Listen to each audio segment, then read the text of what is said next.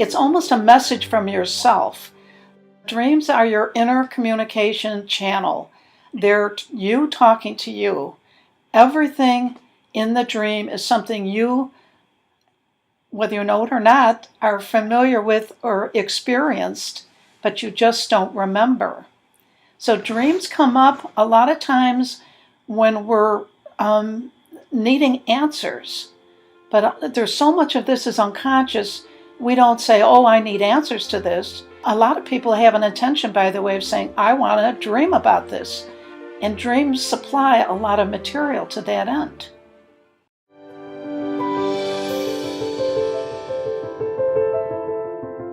So what's important to one person may not be important to the other, but there's still these three dreams that people bring to me: the nightmares, the repetitive dreams, and the big dreams.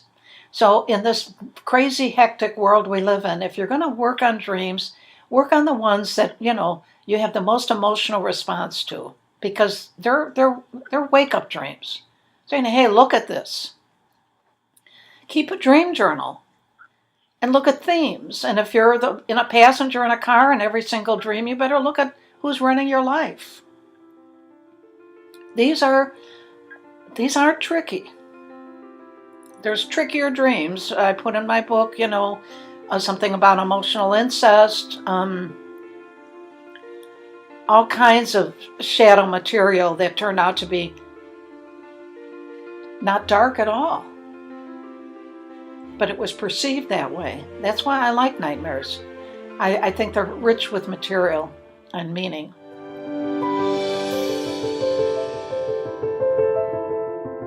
Some dreams aren't that memorable, but I tell people, keep a dream journal.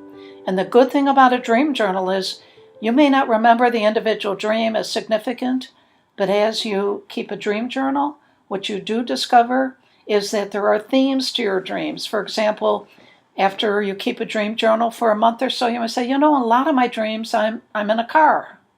A lot of my dreams, I see this white horse. A lot of my dreams, there's this purple flower in my dream. So collectively, they begin to send a message. So that's, I think, important too, to keep a dream journal, look for themes, look for motifs, look for symbols that are, pop up occasionally. Look at your own behavior in a dream. One woman dreamed a lot about being in a car, and I finally said, well, where are you going? She says, oh, I'm not driving. And I said, well, who's driving? Well, it was her father. And it led to a whole discussion about who's running her life. Who is really running her life? And at the end of her work on dream work, she was driving the car. And she even had a dream where she asked her dad to step out of the car so she could take over. So there was the transitional therapeutic, ultimate, a separation individuation dream right there. But she wouldn't have been able to know that had she not kept the journal.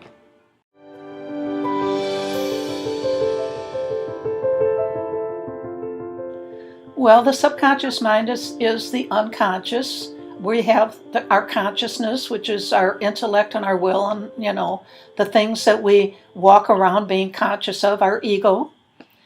But that's a very, very small part of the whole mechanism that we call our brain, our living brain. And the unconscious is a huge part of that. And that's where everything is stored. It's like I said earlier, it's our memory bank. It's our computer. We have trillions of gigabytes, and everything is stored there. Dreams come up as messages. I like to say to people, they're your best friends. They're telling you things you really need to know, things that will help you. I've never, ever worked with anybody who had a dream that didn't work in their favor. So dreams are our best friends coming from our life experience, coming forward and sending us a symbolic message. And our job is to figure that message out and then to apply it to our life.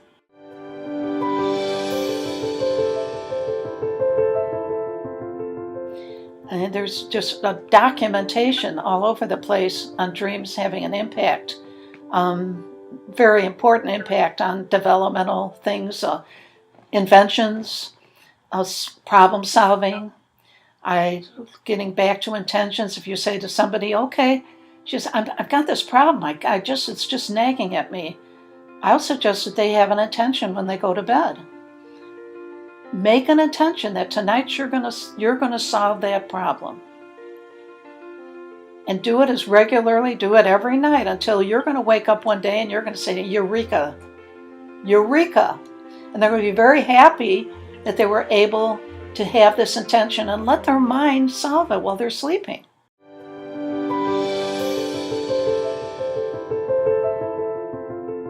For the first thing I see is the developmental growth. They move on, there's 8 stages, Ericksonian's 8 stages of man. I believe them. I follow them. I track them. A lot of other people have came after Erickson and have their own stages, but he's pretty clear about what their stages are. And there's Margaret Mahler in England. She did the separation individuation stages for infants and children. There's a lot of work around developmental stages. We're supposed to be able to take a look at Maslow. We start out in survival mode. And if all goes well, we transition up to that little tiny point in Maslow where it's life purpose and spirituality. That's innate in us. Jung would call it the epigenetic principle, which is a botanical term that means we're innately programmed to grow to our fullest potential. But life gets in the way. It sends us a lot of hardballs. And if a lot of people never get out of survival mode. It's a tragedy. It's a tragedy. But for those who do, who are able to work their way up psychologically, emotionally, physically, spiritually, there's all these scales. One day, years ago, I sat and I lined them all up, and they were pretty much compatible with each other. And I thought that was pretty good because, all roads do lead to one ultimate thing, and that's, living your life to your fullest. So Piaget is another one, the learning one. So there's all these masters from the past that have, put together. So I look for developmental shifts. I work with a woman, I have to call my mom 3 times a day. She says, and it turned out she was worried about her mother. So she wasn't checking in about herself. She was waiting to make sure her mother was sober. So these are the things that, you have to help people, step out of their toxic patterns from childhood, step out of their old belief systems. We run probably 50, 70% on our old belief systems. They run a lot of our show. And that's a tragedy too, because they worked at one point in our life, they served a purpose, but the purpose is over. You made it. I want to say to people, hey, you've made it, you're here. You're going to be fine, because a lot of it is trauma.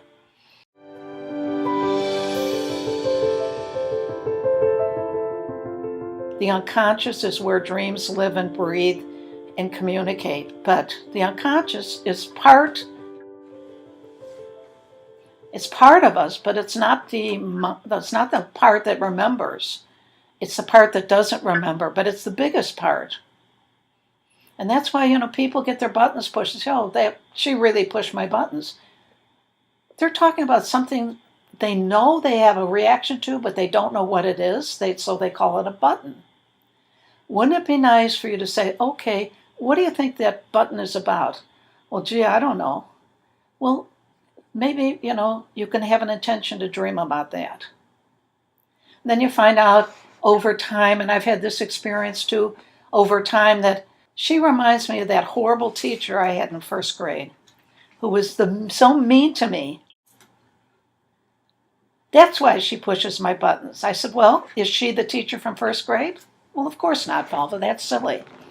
Well, then, don't let her push your buttons. Don't lay that on her. Because what she's really done is do something what we call a projection. Somebody reminds you of somebody that you had an unpleasant experience with. It's often parental, by the way. and suddenly you've laid that on the other person, and they're completely innocent of this. We walk around with a lot of projections, and buttons are projections, really, technically. You're projecting something on the other person that isn't even there.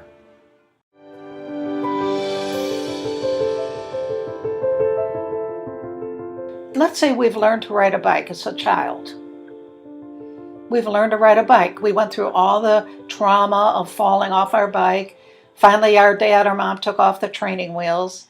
We finally got our balance. We finally were able to get confident about riding a bike, and off we went. And suddenly riding a bike was second nature, right? So, you haven't ridden a bike in 20 years. You get older and you decide, hey, I'm going to buy a bike. I want to do the bike trails. You jump on your bike and you ride away. Well, where do you think all that information was stored from your childhood? You didn't have to go get your training wheels back on. You didn't have to buy a little bicycle and have somebody walk behind you so you didn't fall. Correct? Well, obviously. So the point is, all of that is stored in your unconscious. And you just jump on your bike and you ride away. You don't even have to think about it. The unconscious has got all that material in it. Every single thing you've ever learned in your whole life is stored there, waiting for you to tap it if you need it.